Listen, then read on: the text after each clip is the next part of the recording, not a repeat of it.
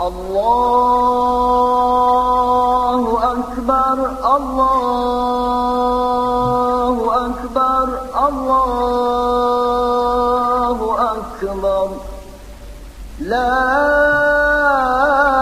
إله إلا الله والله أكبر الله أكبر ولله الحمد.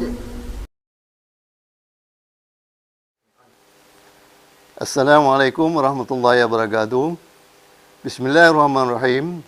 Dengan nama Allah yang Maha Pengasih lagi Maha Penyayang, yang dikasihi anak anda, pengurusi kehormat serta jawatan kuasa, seluruh warga WEFF yang dirahmati Allah SWT.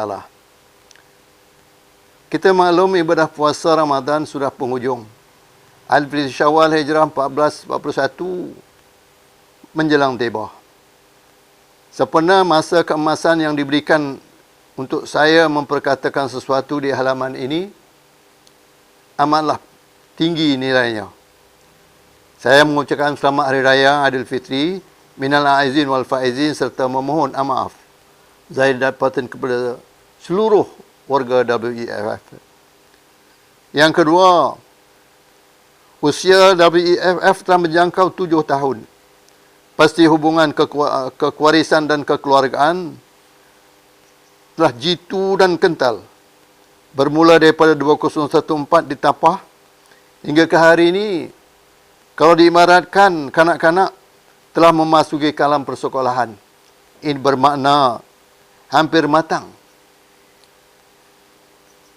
Dengan kematangan inilah, kita perlu mengingat doa-berdoa antara satu dengan yang lain agar kehidupan setiap ahli keluarga dengan nikmat, rahmat dan keridhaan Allah SWT. Kita dan jawatan kuasa mesti ingat dan tetap teringat dengan 3 program besar sepanjang 2020 yang memerlukan pelaksanaan dan mengikut jadual yang telah disusun atur dengan penuh sistematik itu. Di antaranya ialah ziarah korban dan yang ketiganya hari WEFF 7 yang akan diadakan di Bagan Datuk. Dengan tidak disangka-sangka, negara kita bahkan dunia telah dikunjungi tetamu Allah SWT yang berbahagia, Tuan COVID-19, yang menjadikan keadaan keruh dan jernih di kalangan rakyat global di tanah air kita. Kita hanya membuat program, sedangkan Allah SWT adalah pelaksana. Walau bagaimanapun, penasihat di luar kemampuan untuk dengan bitunya membatalkan ataupun meneruskan program itu. Tetapi, sebaik mungkin mengikut keadaan semasa dan arahan dari pemerintah.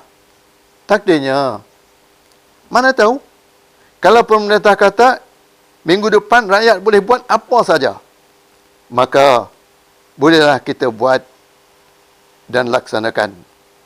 Walau bagaimanapun, dari pendirian saya, program-program itu dibatalkan lebih baik digatal.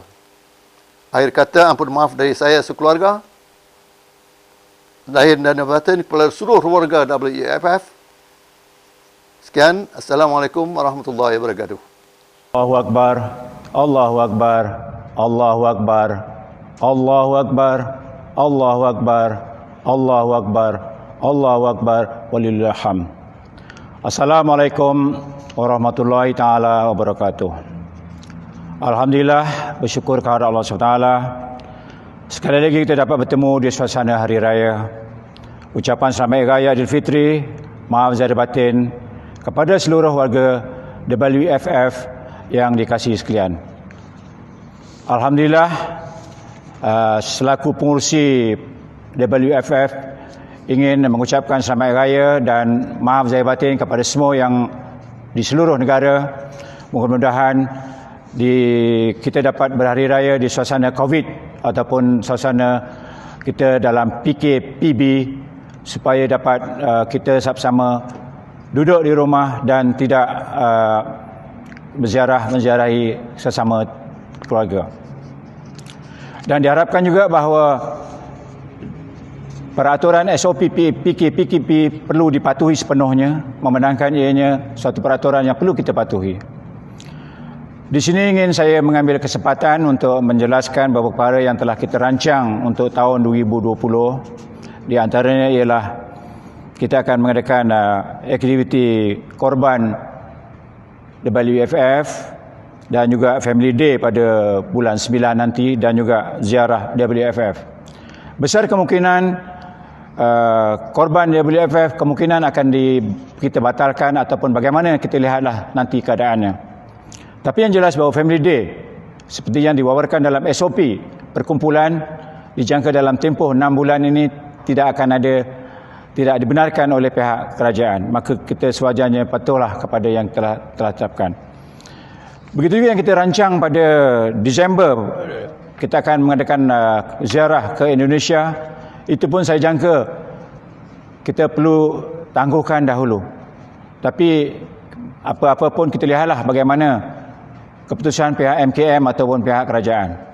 Itulah perkara yang ingin saya sebutkan supaya kita sama-sama dapat merayakan hari raya ini dengan lebih baik daripada yang tahun-tahun sudah. Jadi sekali lagi saya dengan keluarga ingin mengucapkan selamat hari raya ma'azah batin kepada semua warga WFF. Sekian, wabillahi taufiq hidayah. Assalamualaikum warahmatullahi wabarakatuh.